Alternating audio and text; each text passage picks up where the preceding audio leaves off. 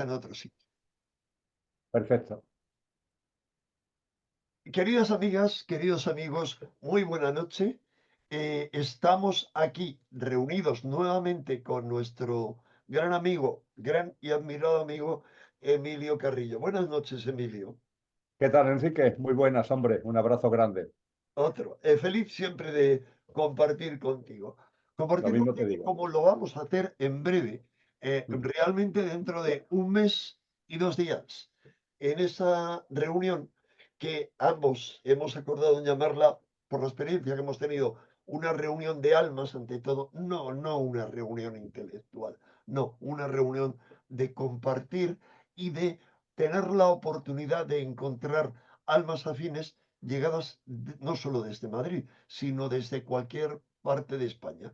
Es Mm. una reunión que tendrá lugar el sábado, día 23 de noviembre, durante todo el día, empezará a las 10:30 y ahora podemos comentar, si te parece, de qué vamos a hablar, pero además de las charlas tuyas y mías, habrá coloquios que intentaremos ordenar para que puedan haber la mayor cantidad de preguntas. Eh, eh, la reunión la hemos titulado La revolución de la conciencia frente al nuevo orden mundial. Y hoy vamos a hablar contigo de una parte muy importante que tú vas a analizar y es las consecuencias del pacto para el futuro de la ONU.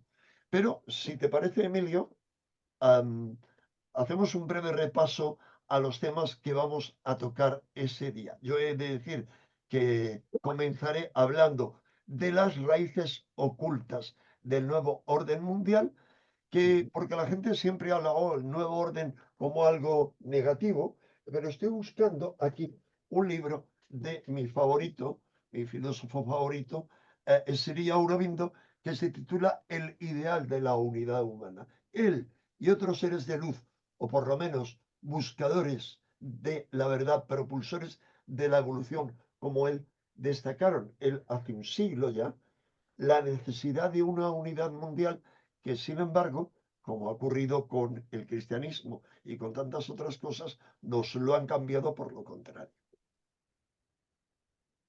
Vamos. Así es, querido Enrique. Ciertamente, creo que ese encuentro es un encuentro importante por sus contenidos, los contenidos que tú vas a abordar, los granitos de arena que también yo aportaré para vivir todo lo que estamos actualmente experimentando con conciencia. Y por mi parte, intentaré dividir mi intervención. Como tú has dicho, es muy importante la participación, muy importante el tiempo que tú y yo hemos acordado dar, que es bastante significativo a la participación de los asistentes, a las mesas redondas. Y por mi parte, voy a desarrollar dos grandes temas. Por la tarde me dedicaré a poner de manifiesto todo lo que tiene que ver con lo que el nuevo orden significa, pero como tú también dices muy bien, como oportunidad. Es decir, aunque parezca difícil a nuestra mente de comprender, toda la distopía que estamos viviendo, todo lo que desde una minoría intentan establecer, es a su vez una oportunidad para la conciencia. Y a partir de ahí, en la sesión de tarde, yo intentaré poner de manifiesto el por qué y para qué esa minoría quiere un nuevo orden mundial y cómo en conciencia le podemos dar la vuelta para lo que a mí me gusta decir, ellos a lo suyo y nosotros a lo nuestro, con una serie de prácticas de vida, de actividades que vayan dirigido a ello, aprovechando además, como tú antes muy bien decías, Enrique, ese marco maravilloso, el marco del Teatro del Colegio Calasancio, donde presencialmente vamos a estar más de 600 personas y a su vez las muchas personas que también van a estar compartiendo online con nosotros. La verdad es que es un marco maravilloso para hablar precisamente de lo que nos corresponde a las personas que queremos vivir todo lo que tenemos delante y lo que va a acontecer con conciencia. Y por la mañana lo que intentaré es centrarnos en lo que ellos quieren, es decir, en lo que estamos viviendo desde el punto de vista de lo que son sus deseos y de lo que podemos denominar su agenda. Y ahí es donde muy en particular tendremos que hacer referencia en menor medida a algo que pasó en el mes de mayo, que fue la Asamblea Mundial de la Salud, donde se modificó parte del Reglamento Sanitario Internacional y donde además se aprobó el denominado Tratado de Pandemias, eso tendremos que tocarlo, lógicamente, pero es que eso ha desencadenado y desemboca en lo que con muy poca atención, Enrique, curiosamente, con muy poca atención de los medios de comunicación, Ninguna. sucedió el 22 y el 20, ninguno, sí, prácticamente ninguno, efectivamente. Yo que hago un seguimiento bastante pormenorizado, no solamente de la prensa española, sino de la prensa en castellano, sino de la prensa anglosajona y de la prensa alemana y francesa, muy poco, casi nada, ¿no? Y sin embargo se ha hecho algo muy importante el 22 y el 23 de septiembre pasado, que es aprobar sin el voto en contra de ningún país, eso tendremos ocasión de analizarlo con detenimiento ese 23 de noviembre cuando nos veamos en Madrid, sin el voto en contra de ningún país. Ha habido abstenciones, pero no ha habido ni un solo voto en contra de ninguno de los 193 países convocados al denominado Pacto para el Futuro. Y ese Pacto para el Futuro tendremos ocasión de analizarlo detenidamente en esa maravillosa jornada que celebraremos toda la mañana y toda la tarde del sábado 23 de noviembre en el Colegio Calasancio, en el Teatro Magnífico del Colegio Calasancio en Madrid. Así es. Bueno, por complementar lo que tú dices, yo en la conferencia de la mañana, cuando hable de esas raíces ocultas del nuevo orden mundial, mucha gente piensa que es como algo nuevo, de las élites, el estado profundo y cosas así. Pero además de acabar analizando cuáles son esas distintas élites en pugna, porque realmente están en pugna, aunque formen parte de algo orquestado, no, no está por aquí tu libro, pero sí allá arriba por esos seres espirituales involutivos que son quienes dirigen el cotarro. Y de en quienes pueden encarnarse, sobre todo en quién, alguien inesperado. Pero para mí, claro, siempre que siga vivo para entonces. ¿En quién podría encarnarse el que para mí es más potente de esos seres, que es Sorat, la bestia 666? ¿Y cómo todo eso estaba anticipada por un montón de cosas, por profecías? Mostraré libros de aquellos que entonces van a estar aplaudiendo, insisto, si es que sigue vivo y no ha resucitado gracias a los medios modernos, pero como anuncian las profecías bíblicas, no le han hecho resucitar. ¿Cómo anunciaban la llegada de eso que conocemos como el anticristo en un lugar concreto, en un momento concreto, pero no van a quererse enterar la mayoría? Pero bueno, me voy a remontar mucho más atrás, me voy a remontar al pasado más remoto, a la creación del pueblo de Israel desde Egipto, el éxodo, en cuanto a ese nuevo orden mundial, a esas promesas bíblicas, a los esenios, para ver cómo aparece ahí, sobre todo, sus herederos parciales, los templarios, los herederos estos, entre otros, la masonería, y así llegar al siglo XX, cuando hay una figura desconocida como tal por todo el mundo, pero no por la infinidad de películas que se han basado en sus novelas, que es Herbert George Wells, autor de el libro El Nuevo Orden Mundial y otra docena de libros muy esclarecedores como La Conspiración Abierta. Y ahí voy a tratar de resumir cómo esa conspiración llega hasta nuestros días con diferentes ríos que convergen, entre otros el anuncio que antes de morir, hace ahora cuánto, 20, 20 años, no 30 años, un líder espiritual, no voy a dar más datos, explicó por qué era necesario enfrentar a los eslavos que estaban anunciados por Rudolf Steiner como la esperanza, el país o la zona donde se debía gestar un futuro, un siguiente paso, pero cómo esa guerra iba a ser por sus fines y cómo son seguidores de este personaje figuras tan distintas, pues te iba a decir, como Milley, entre otros, y otros muchos líderes de las diferentes corrientes que hay. Es decir, va a haber muchas sorpresas, muchas revelaciones y también una muy excepcional, entroncando con otro tema que tocaré, y es la revelación extraterrestre, que yo creo que se habrá producido para entonces. Yo preveo que en las elecciones o inmediatamente después, por el tumulto que habrá, se producirá, lo detallaré, cómo será otra forma de engaño. Y cómo en el inicio de todo eso estaban anunciada una figura.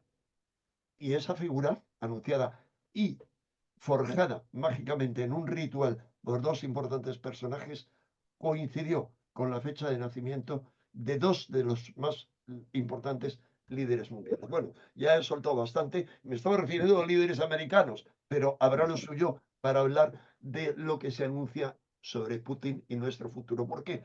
Porque por la tarde hablaré justamente de profecías y revelaciones espirituales sobre nuestro tiempo, es decir, en positivo, el fin de los tiempos y lo que puede ser el ascenso al quinto reino, o, como anunciaron no solo Elena Blavatsky, sino Edad Caide, el nacimiento de la, tú lo conoces bien eso, a lo mejor me equivoco, sexta raza raíz.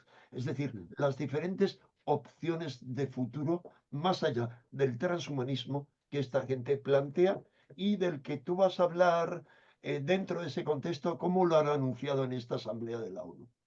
No sé si nos quieres hablar de eso. Claro que sí, Enrique. Desde luego, como tú muy bien dices, eh, cuando hablamos del nuevo orden mundial, cuando hablamos de todo lo que significa, cuando hablamos también de que no deja de ser, por duro que sea, por doloroso que sea, lo que vamos a vivir y lo que estamos viviendo, no deja de ser una especie de parto, una especie de transición hacia un nuevo ciclo humano, lo cual siempre eso seguro que tanto tú como yo lo incidiremos mucho en esa jornada del 23 de noviembre. Y ahora aquí que estamos hablando en este momento, tenemos que remarcarlo. No es un castigo, realmente es una bendición. Lo que ocurre es que los removimientos, las contracciones del surgimiento de un nuevo ciclo, pues conlleva precisamente esos dolores y esos síntomas de sufrimiento. Intentaremos además bajarlo al terreno concreto. Es decir, tú y yo hablamos mucho de este tipo de asuntos. Tú sabes que mi percepción es que el año 2024 está siendo muy importante en la estrategia de configuración del nuevo orden mundial. No ha ocurrido ninguna especie de shock, no ha habido nada, ¿no? Como vivimos hace una serie de años, ¿no? Con la famosa crisis sanitaria, no ha habido cosas de ese tipo, pero el avance ha sido muy civilino, pero muy profundo.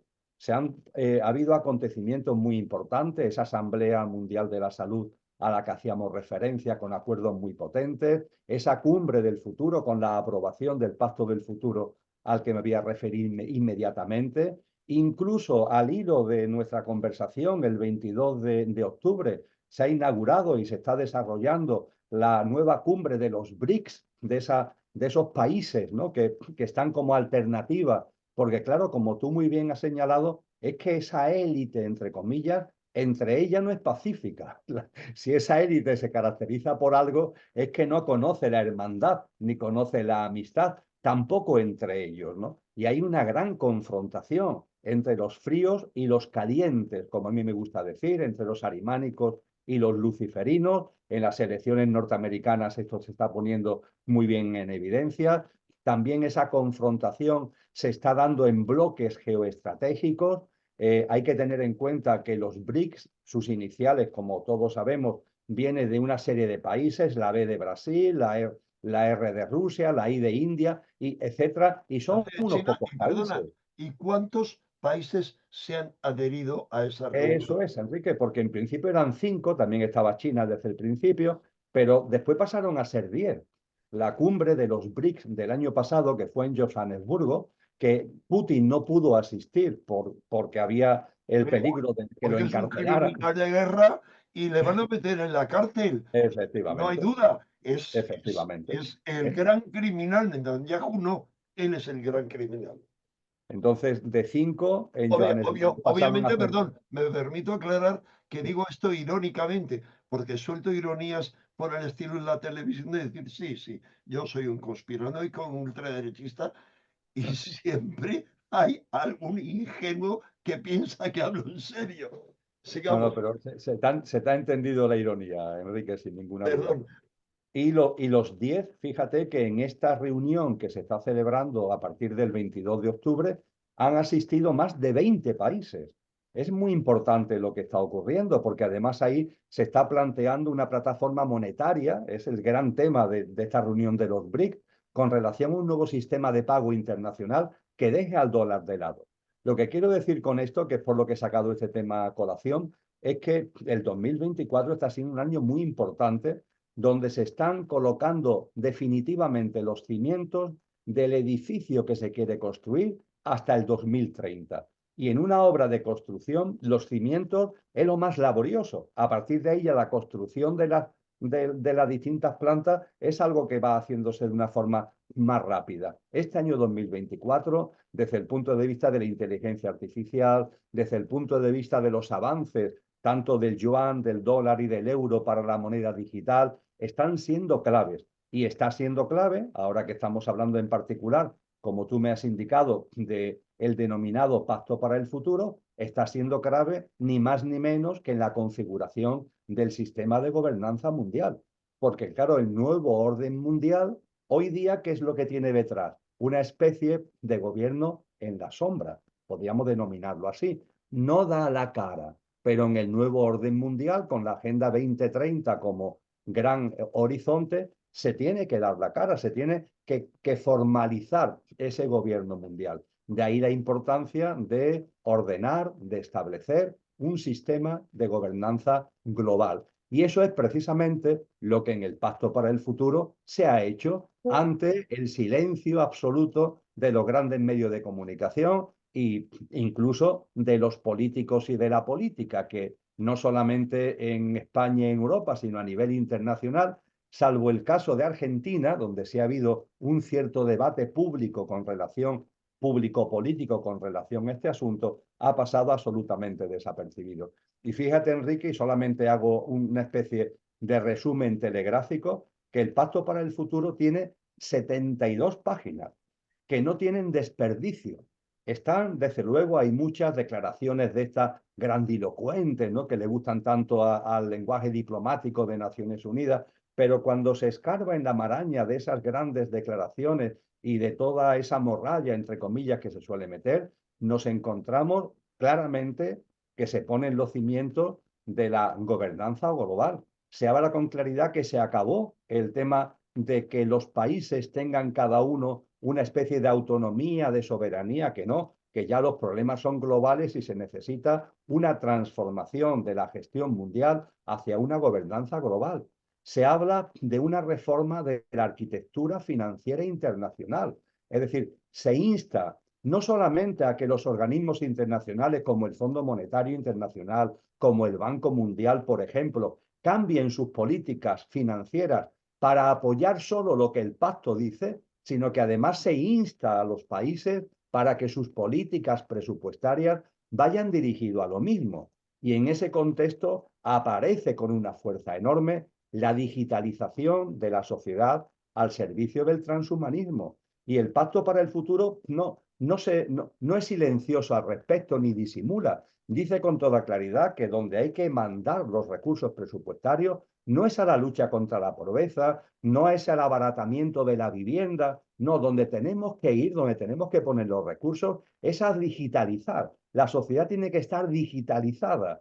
Y esto es una pista muy importante porque ese nuevo orden mundial va a tener el enfriamiento, lo virtual, lo artificial y el control de los ciudadanos y de la sociedad a través de las tecnologías como piedra angular. Y por eso precisamente es enormemente importante la digitalización de la sociedad al servicio de ese transhumanismo. Igualmente se habla con claridad, no de hacer frente al cambio climático, no, no, el cambio climático que siga. A nosotros lo que nos interesa es cómo rentabilizar económica y políticamente los efectos del cambio climático. Y el Pacto para el Futuro se detiene en cómo impulsar determinados sectores que se llaman verdes, pero que no hacen frente al cambio climático, todo lo contrario, sirven para que las grandes corporaciones, a veces incluso a costa de pequeños empresarios, de medianos empresarios, de todo lo que es el mundo agroalimentario, hagan su agosto, hagan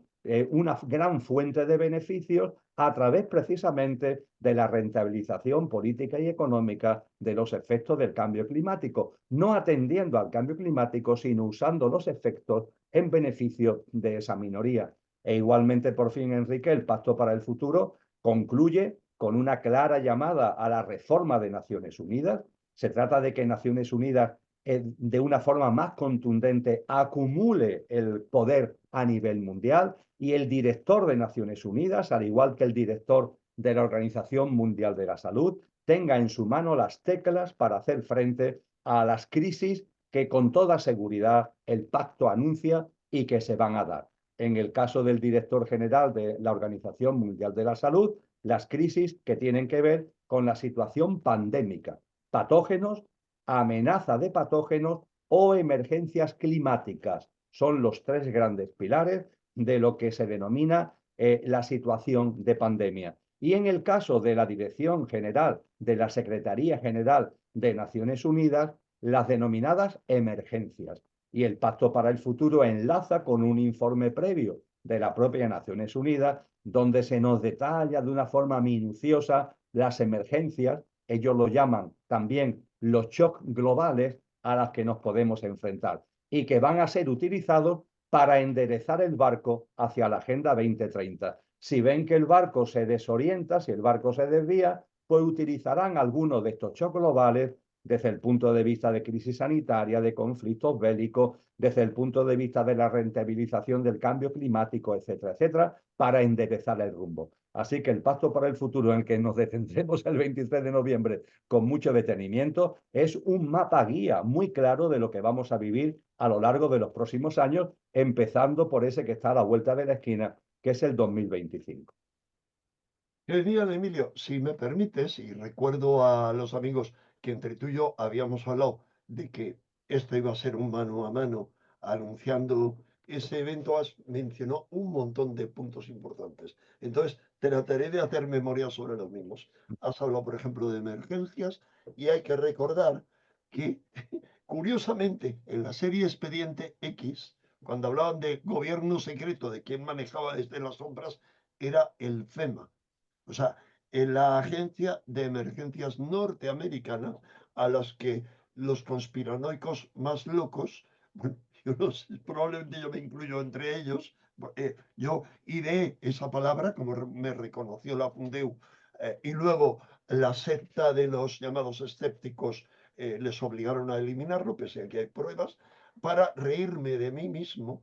Entonces yo me uno a ellos cuando ellos dicen, son los que manejan. Y ahora sabéis lo que están diciendo, que hay una batalla que FEMA es el brazo armado oficial del Estado profundo, en esa batalla que hay en Estados Unidos de malos contra peores o algo por el estilo. Es decir, vamos a ver, de quienes, de intentar frenar a quienes quieren que estalle ya la Tercera Guerra Mundial o los otros que si ganan se convertirán en la gran dictadura que para mí, y lo explicaré, llevará a la demolición, al fin, no controlada, demolición, al fin de esta civilización, como anuncia el Apocalipsis, que anuncia toda una serie de convulsiones y al final la Jerusalén celeste. Pero bueno, hablamos de FEMA, pero tú has hablado muy importante.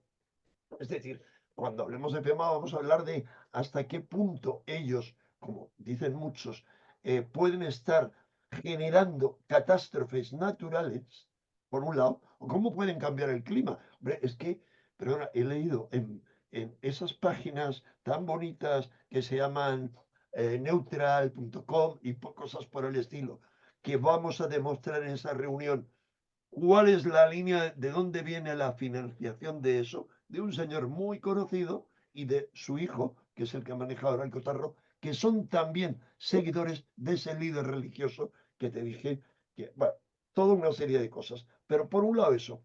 Por otro lado es muy importante lo que tú has aclarado, y es cómo, porque tú has dedicado un libro al calentamiento global, al cambio climático, cómo, aprovechándose de algo que es tan evidente para cualquiera que lo estudie, y es que está habiendo cambios brutales. cuidado, no en la Tierra solo, sino demostraron científicos hace ya 30 años en todo el sistema solar. Estaba habiendo alteraciones de los climas o similares porque estábamos entrando, según ellos, en una zona del universo que provocaba esas alteraciones. Pero ojo, nosotros con nuestra industria, los millones de medios de transporte que se mueven diariamente a lo largo del globo contaminando a tope, bueno, quien piense que eso no provoca cambios, pues por favor, que se la va a mirar. Ahora, al mismo tiempo, tú hablas de esa manipulación salvaje. En fin, no quiero enrollarme más, solo sí hacer mención a ese tratado de pandemias, del que me gustaría que ya para finalizar la conversación nos hablaras mínimamente, porque hay que recordar, has hablado de Tedros Adhanom, el jefazo de la OMS, cómo lo pusieron los chinos y lo manipuló el gran manipulador de la sanidad del gobierno secreto o el Estado profundo norteamericano, Fauci, al que denunció con toda claridad Robert Fitzgerald Kennedy. Cuéntanos qué ha pasado con el tratado de pandemias, por favor. Sin duda ninguna es algo fundamental, Enrique. Compartíamos anteriormente que ellos tienen muy claro hacia dónde quieren ir. Hay que reconocerle capacidad de estrategia y de inteligencia, si no nos equivocaríamos. No, no estamos hablando de tontos, entre comillas, ni de alocados, por más de que su dinámica sea una dinámica bastante demencial para una persona normal como tú o como yo, y muchas personas, evidentemente, que hay en la Tierra, pero ellos se caracterizan por utilizar muy bien la estrategia y tener una inteligencia. A partir de ahí, el nuevo orden mundial se configuró en una fecha concreta, se preveyó para el 2030 con una agenda. ¿Qué es lo que se ha hecho ahora en este año 2024? Ajustar los tornillos, percibir las desviaciones que hay y, muy importante, como decía antes, terminar de colocar los cimientos y a partir de ahí, esos cimientos incluyen dónde tocar, qué botones tocar si hay nuevas desviaciones. Es decir, si en el lustro, porque poco a poco el 2030 se va acercando, si en este lustro 2025-2029 hay desviaciones, ¿qué botones tenemos a nuestra disposición? Y como todo está a la vista, que es otra característica del momento actual, que todo está a la vista para quien quiera verlo, Tiene que esos ser así. botones, es que es así. Los botones tienen dos grandes plataformas, por así decir: el tratado de pandemias y la plataforma de emergencia. El tratado de pandemia al que tú haces mención específicamente es muy importante porque cuando se habla de pandemia, entre comillas, la situación pandémica, podemos entender que es cuando aparece un patógeno. Ya lo ha aclarado muy bien la Asamblea Mundial de la Salud. No, una situación pandémica es cuando aparece un patógeno, punto uno. Dos, cuando se sospecha que puede aparecer un patógeno.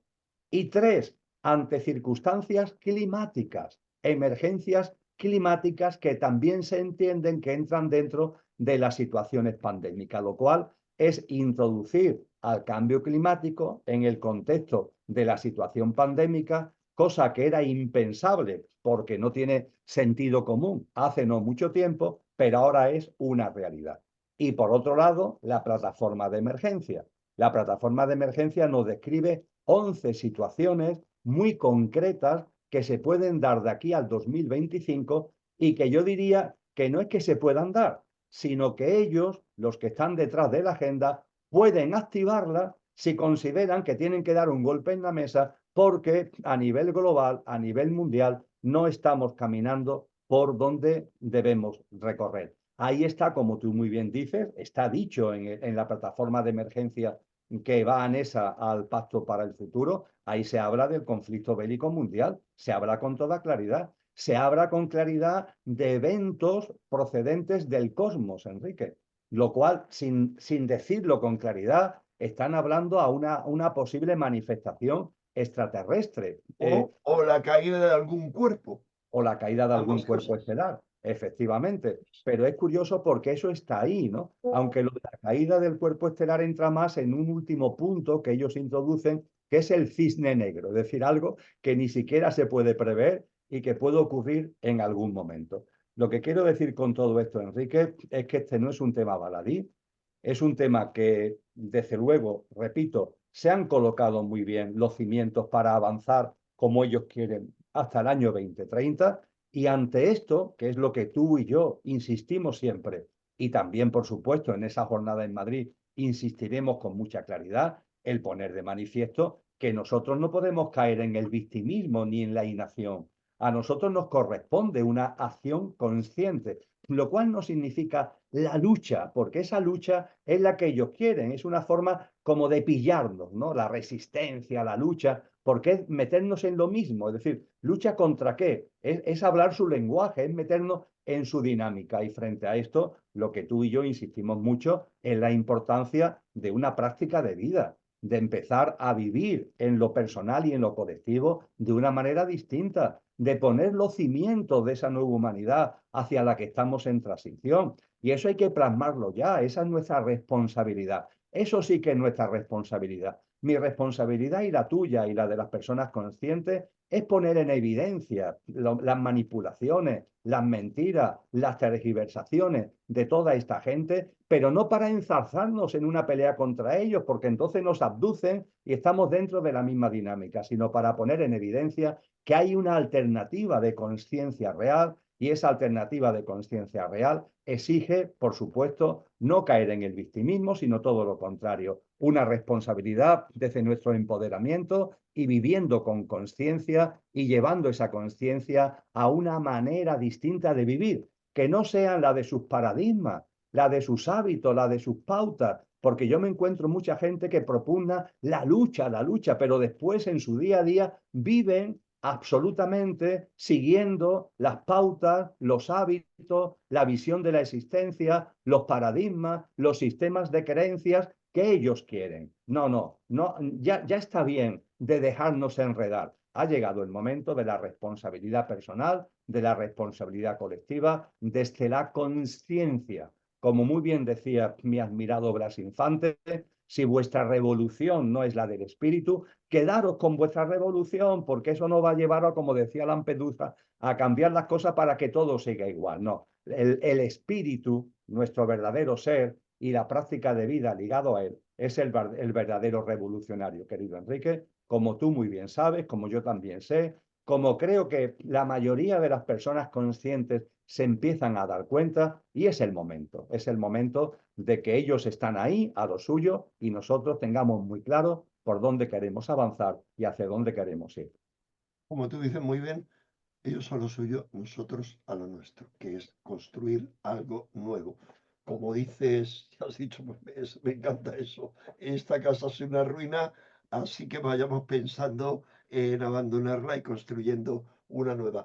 Querido amigo Emilio, querido maestro, si te parece oportuno, aunque tú andas con muchas reuniones, un retiro en los pedidos del silencio, yo me voy a Egipto, a lo mejor antes de esa reunión podemos tener otra charla en la que hablemos pues de materia que tú conoces muy bien, además de esos puntos que has mencionado, pero sobre todo de una materia que conoces muy bien como economista, y es qué viene a nivel financiero y qué relación podría tener terrible con el transhumanismo, como algunas élites pretenden convertirnos en cyborgs, en organismos cibernéticos. Emilio, me permito, nunca lo hago, a decir a la gente, a los amigos que se hayan unido, que por favor, si quieren, se suscriban al canal porque es gratuito y le den a la campanilla, siempre me olvido de decirlo, y por supuesto, aquí debajo de este vídeo